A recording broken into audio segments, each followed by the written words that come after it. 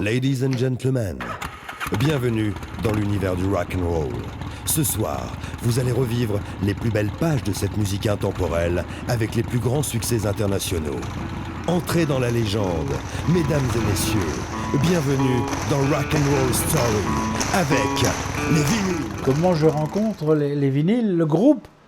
Alors, tout à fait par hasard, avec des circonstances qui sont... on se demande... Je voudrais les inventer que je ne pourrais pas. Parce que avant de rencontrer les vinyles, j'ai d'abord rencontré deux fois, un camp de manouches. Parce que l'adresse devait être mal adressée sur l'appareil GPS, hein, alors que je ne savais toujours pas où j'allais. C'était donc une surprise de ma femme pour le 9 février, qui est mon anniversaire. Quand on arrivait là-bas, on croyait qu'on était dans une maison close. La porte était blindée, on se demandait vraiment, on s'est dit ça y est. Moi je me suis dit ça y est, elle m'a entraîné dans un lieu de débauche.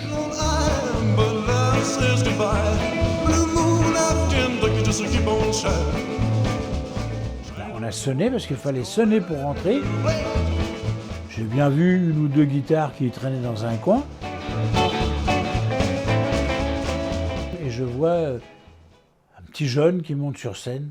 Love never goes on forever. At least that's what wise men all say. So smile when you kiss me. Tomorrow you may cry. Et ma première réaction, c'est dire, qu'est-ce qu'il vient foutre là? Je ne m'attendais pas à ce qui a suivi. Il a commencé à chanter et de l'âge que j'avais à cette époque-là, 60 et quelques années, je me suis retrouvé à 17 ans.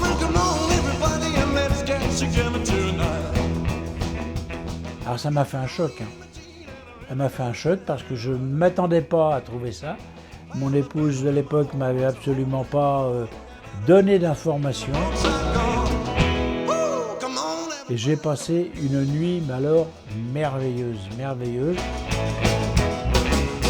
Alors, j'ai passé la nuit avec Jean-Claude.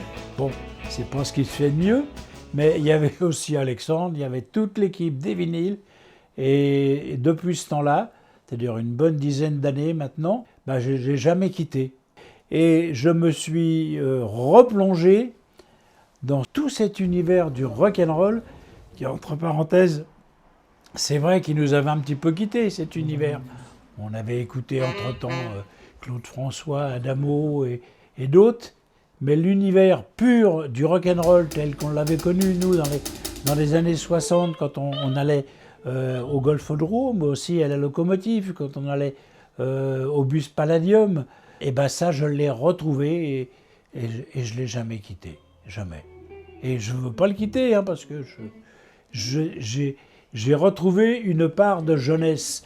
C'est grâce au vinyle. C'est grâce au vinyle.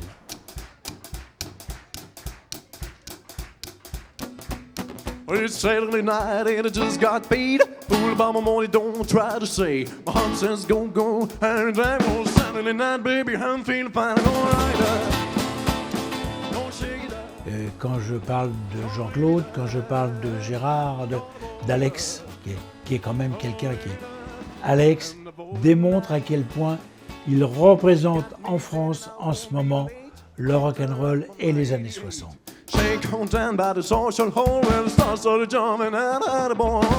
Ça, c'est primordial.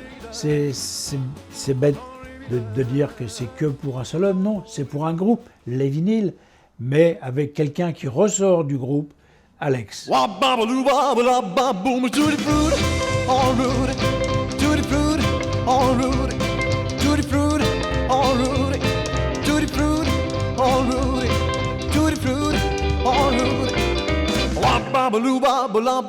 I got a gal named Sue. She knows just what to do. I got a gal named Sue. She knows just what to do. She rock to the east, she rock to the west. She's the gal that I love best. Tutti frutti, all rude. Tutti frutti, all rude. Tutti frutti, all rude. Tutti frutti, all rude. Tutti frutti, all rude. Wop babaloo bop boom. Ce qui caractérise les vinyles, c'est que moi qui les fréquente régulièrement, je vais souvent avec eux dans les spectacles, partout. Ce sont des gens talentueux, gentils, qui s'intéressent à ce qu'ils font et qui le font bien. Et ça, c'est le plus important. C'est le plus important.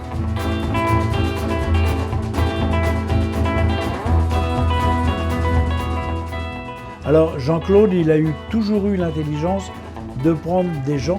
Il les a pas pris comme ça au hasard. Hein. Non, les gens sont venus, travailler avec lui, voir avec lui. Et ça a été toute une... Ça ne s'est pas fait du jour au lendemain, c'est pas vrai.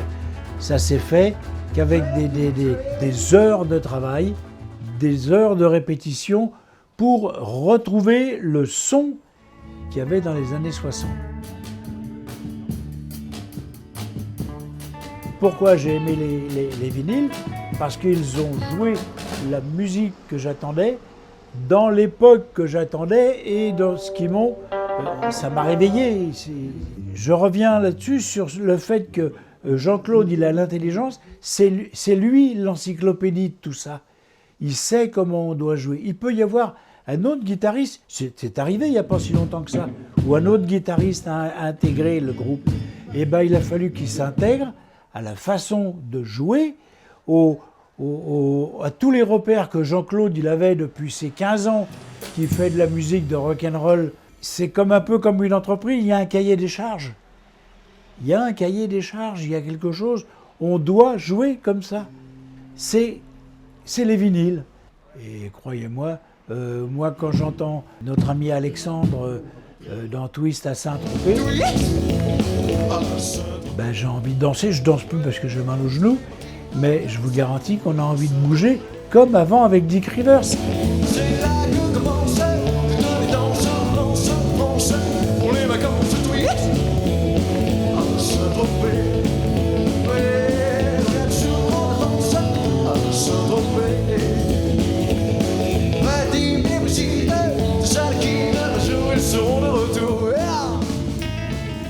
Et quand j'écoute Apache des Shadows et quand j'écoute Apache des vinyles, je me demande lequel est l'original. Parce qu'effectivement, le son a été retrouvé par rapport aux instruments, par rapport à la façon de jouer, par rapport au talent.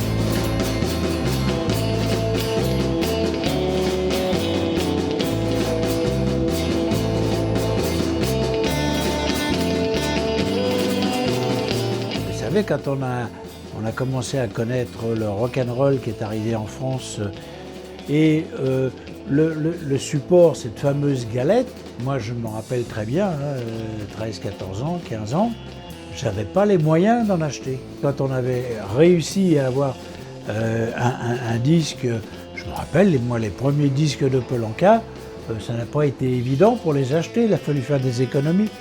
Mais quand on a pu reprendre la plupart des galettes, effectivement, ils étaient passés presque toutes dans le monde de la brocante presque. Les disques avaient été dispatchés, on en avait perdu pas mal pour retrouver un des premiers disques de Johnny ou des Pirates ou des Vautours ou un tas de gens qui ont fait notre jeunesse. Eh ben, faut se lever de bonne heure parce que ceux qui ont aimé tout ça, et s'ils ont pu les racheter, ils les ont rachetés.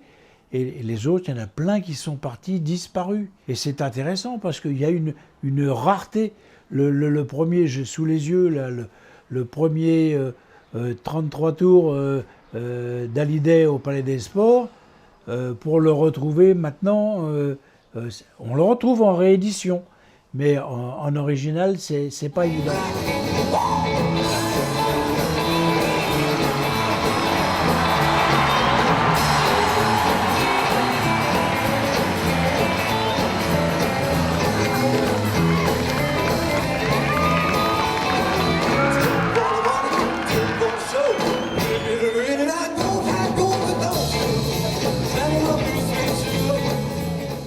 fonction de président d'un fan club, j'allais dire, c'est rien du tout. C'est une image. C'est une image.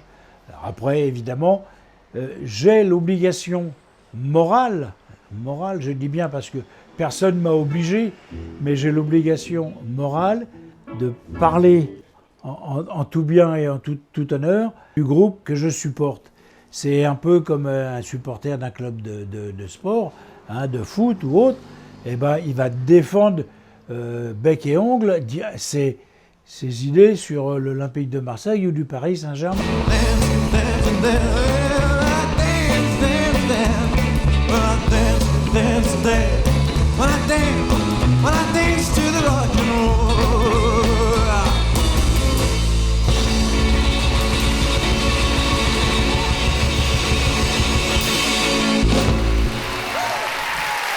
Merci. 1, 2, 3, 4, 5. You ain't nothing but a hound dog, crying all time. You ain't nothing but a hound dog, crying all time. Well, you ain't never gonna have it, and you ain't no friend of mine. Yeah. C'est comme ça, moi j'allais dire, je connais presque personne d'autre que les vinyles. Ça fait partie de mon univers. Are you lonesome tonight? Do you miss me tonight? Are you sorry we drifted apart? Does your memory stray to a bright summer day when I kissed you and called you sweetheart? Do the chairs in your parlor seem empty and bare? Do you gaze at your doorstep and picture me there? Is your heart filled with pain? Shall I come back again? Tell me, dear, are you lonesome tonight?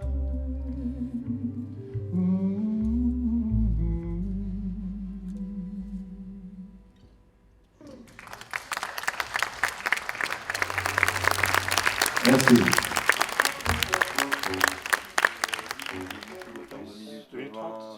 30. Bon, ça cadre. C'est correct. Oui. Je vais la retester là. Ok. Attention. 17, c'est 4. Dure une 58. Et encore plus lente. Enfin, plus courte. Elle n'est pas plus lente, justement. À défaut des morceaux à Elvis, il dure 1 minute.